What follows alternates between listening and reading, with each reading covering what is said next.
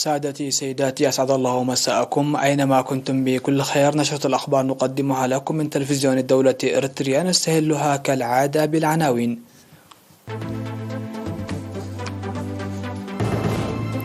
رؤساء الدول والحكومات يهنئون بعيد الاستقلال.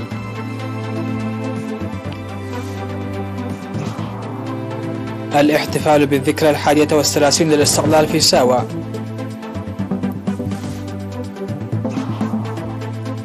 تنظيم مهرجان كلية التجارة والعلوم الاجتماعية بعد غيه. وزير الخارجية الروسي يعلن عن دعم بلاده مالي في حربها ضد الإرهاب. معتقل 3 أشخاص في هجوم صاروخي إسرائيلي جنوب دمشق. وأندونيسيا تستأنف تصدير زيت النخيل. أهلا بكم إلى تفاصيل النشرة. بعث رؤساء الهند وهولندا وأيرلندا وروسيا ببرقيات تهنئة لحكومة وشعب إريتريا بمناسبة الذكرى 31 للاستقلال. وعرب رؤساء الهند رام نانت كوفيند وملك هولندا ويليام إلكسندر ورئيس أيرلندا ميكائيل هيغنس ورئيس روسيا الاتحادية فلاديمير بوتين في رسائل التهنئة التي أرسلوها دوام الصحة والتوفيق في العمل للرئيس السياسي أفورقي والرخاء والسلام لإريتريا وشعبها. وأوضح رئيس الهند عن ثقته القوية لتطور العلاقات الأخوية بين إريتريا والهند بروح المصلحة المشتركة. من جانبه أوضح الرئيس الروسي فلاديمير بوتين وجود علاقات أخوية عميقة بين إريتريا وروسيا، وأن تطويرها أكثر يخدم مصلحة الشعبين وأمن واستقرار المنطقة.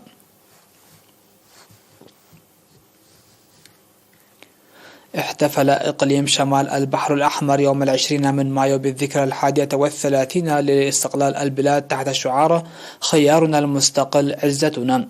وذكرت حاكمة الإقليم السيدة أسمرت أبرهة في المناسبة تضحيات الجسام التي قدمت من أجل الاستقلال، موضحة بأن برامج التنمية والبنى التحتية التي تقوم بها الحكومة لإحلال العدالة الاجتماعية تحدث تغييرا جذريا في معيشة المواطنين. وحول الحملة الخضراء وبرامج حماية التربة وحفظ المياه، دعت الإقليم والمديريات والضواحي والمدن والقرى والأسر والأفراد للمساهمة بدورهم بالتعاون مع اللجان المقامة لإنجاح المهام. من جانبها أوضحت المدير العام لقسم الثقافة والريادة السيدة زينب عمر أن احتفالات الاستقلال تنظم من 16 وحتى 24 من مايو في جميع المديريات والضواحي بفعاليات ثقافية وفنية. وأفاد مراسل إرينا أن برامج احتفال عيد الاستقلال في إقليم شمال البحر الأحمر تضمنت السيمينارات والمناشط الرياضية والفنية.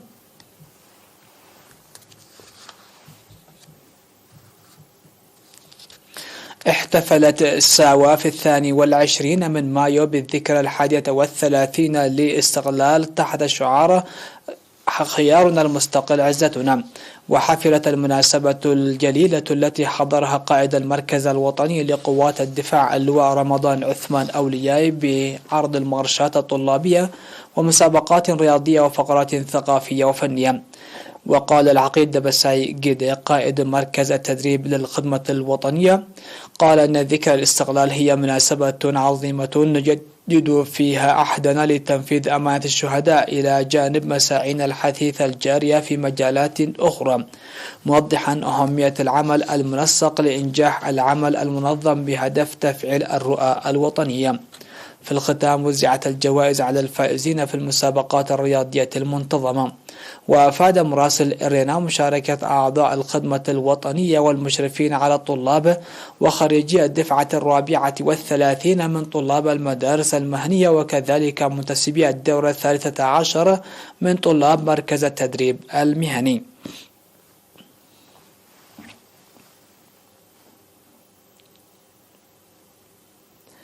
شهدت مدينة عصب حاضرة إقليم جنوب البحر الأحمر احتفالات شعبية بمناسبة الذكرى 31 للاستقلال، وشارك في فعاليات الاحتفال المنتظمة في 21 من مايو الأغر المزدانة بألعاب تراثية في مناطق شخيتو وعصبوي وبلينكوما. شارك فيها مسؤولو الحكومة والجبهة يتقدمهم حاكم الإقليم السفير محمد سعيد منتاي.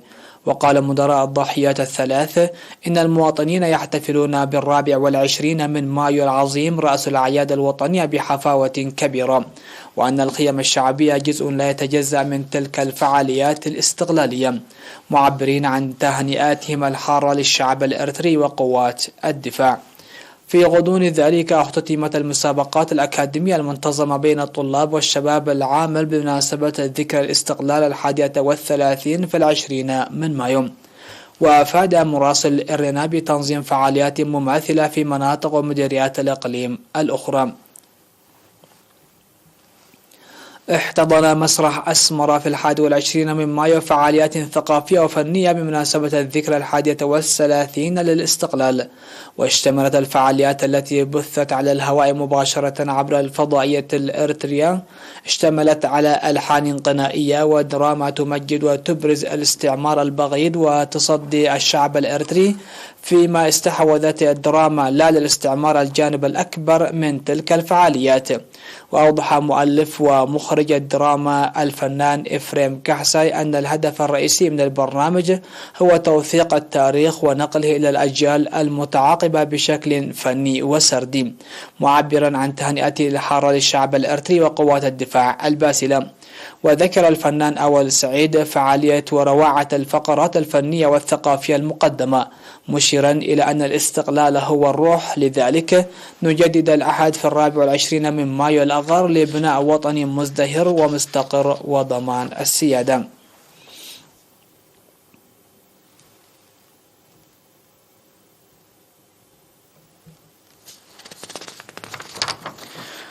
يقدم قسم الأشعة الطبي في مستشفى أروتا الخدمات الملبية للمعايير العالمية. وقال مساعد مسؤول القسم السيد سلمون برهاني أن القسم يقدم خدمات التشخيص بأجهزة الأشعة العامة والموجات الصوتية وفوق الصوتية والتصوير المقطعي والرنين المغناطيسي والتصوير الإشعاعي للمرضى القادمين من مختلف أرجاء البلاد. وأوضح أن الأشعة السينية انتقلت حاليا إلى العمل الرقمي، وتنقل نتائج الفحوصات إلى الطبيب بالشبكة الحاسوبية.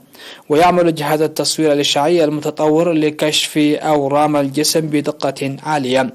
وقال لقد وصلنا إلى مستوى العمل بالتعاون مع الأطباء في الدول الأخرى عبر وسيلة دايكوم، مشيرا إلى تطور الفحوصات المخبرية مع إدخال المعدات المخبرية الحديثة. وأفاد إلى تقديم قسم الإشعاع الطبي في مستشفى أروتا الخدمات ل24 ساعة. وأوضح بأن كلية أروتا الصحية تسهم كثيرا لتخرج القدرات الصحية الكفؤة، وينشط في العمل حاليا 25 مهنيا.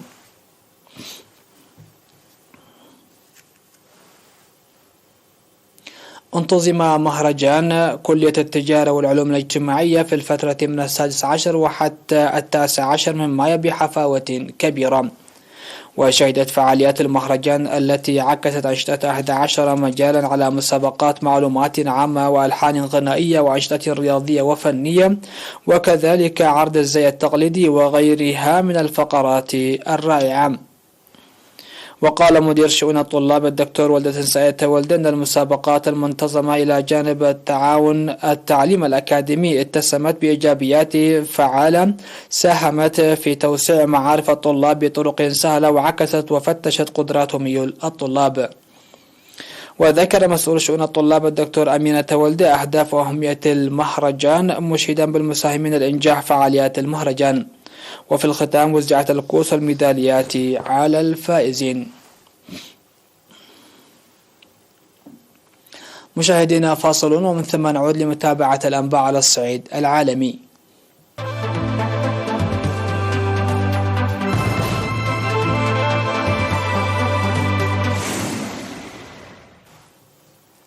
أهلا بكم. على الصعيد العالمي، أعلن وزير الخارجية الروسي سيرجي لافروف أن بلاده سوف تواصل دعم مالي في حربها ضد الإرهاب.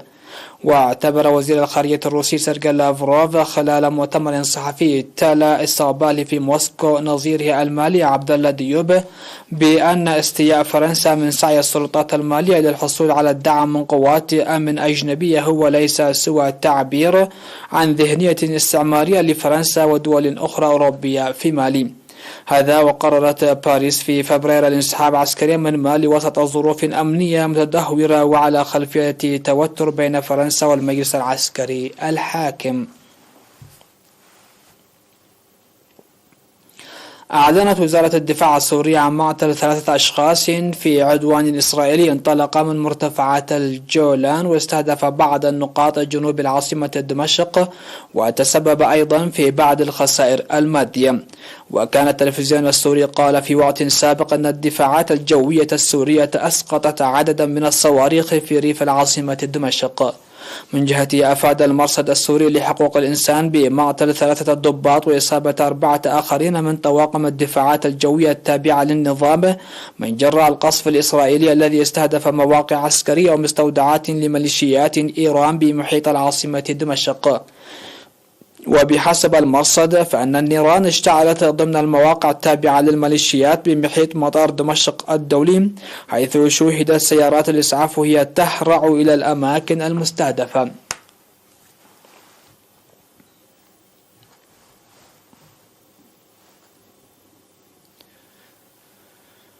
أعلن الرئيس الإندونيسي جوكو ويدودو عن إلقاء قرار حظر تصدير زيت النخيل الخام من بلاده، وهي أكبر منتج له عالميا بعد أسابيع من صدور ذلك القرار. وقال ويدودو إن الفترة الماضية من حظر التصدير شهدت ارتفاعا في مخزن زيت النخيل محليا، وبدأ تراجع أسعاره في الأسواق بعد ارتفاع سابق شهدته منذ بدء الحرب على أوكرانيا. هذا وقد رحب المزارعون بالقرار الجديد. وأشار الرئيس إلى أن قرار العودة لتصدير زيت النخيل أخذ في عين الاعتبار مصالح 17 مليون شخص من المزارعين والعمال والتجار المعتمدين في حياتهم على زيت النخيل زراعة وصناعة وتجارة. كما تعهد ويدودو بالتعامل بحزم مع من يسعى للتلاعب بالأسواق في توزيع وبيع الزيت الذي يعتمد عليه الناس في الطهي. وكان تم تعليق صادرات زيت الطبخ وزيت النخيل الخام منذ 28 من أبريل، حيث كانت الحكومة تكافح لإحداث استقرار في الأسعار محليا.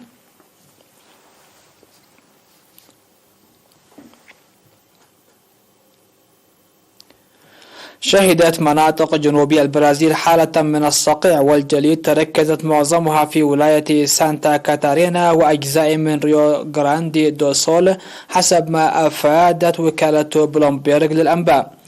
وقالت الوكالة أن جنوب ولاية بارانا التي تنتج معظم محصول القمح في البلاد شهد أجواء أقل حدة من الجليد الذي طال كذلك أجزاء من ولاية سول دي ميناس، ولكن آثاره كانت خفيفة. وقال ماركو أنطونيو دوس سانتوس مالك وعالم الأرصاد الجوية الزراعية في رورال كليما إن الكتلة الهوائية القطبية التي تسببت في حالة الانخفاض الحاد في درجات الحرارة هذا الأسبوع تسببت أيضا في تساقط الجليد على نطاق محدود حتى الآن. ختام النشرة نذكر بأهم ما جاء فيها. رؤساء الدول والحكومات يهنئون بعيد الاستقلال.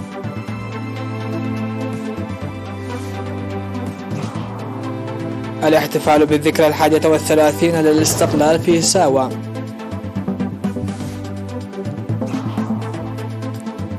تنظيم مهرجان كلية التجارة والعلوم الاجتماعية. وزير الخارجية الروسي يعلن عن دعم بلاده مالي في حربها ضد الإرهاب. معطل 3 أشخاص في هجوم صاروخي إسرائيلي جنوبي دمشق. وإندونيسيا تستأنف تصدير زيت النخيل. انتهت النشرة، شكرا لحسن الاستماع والمتابعة، والسلام عليكم ورحمة الله.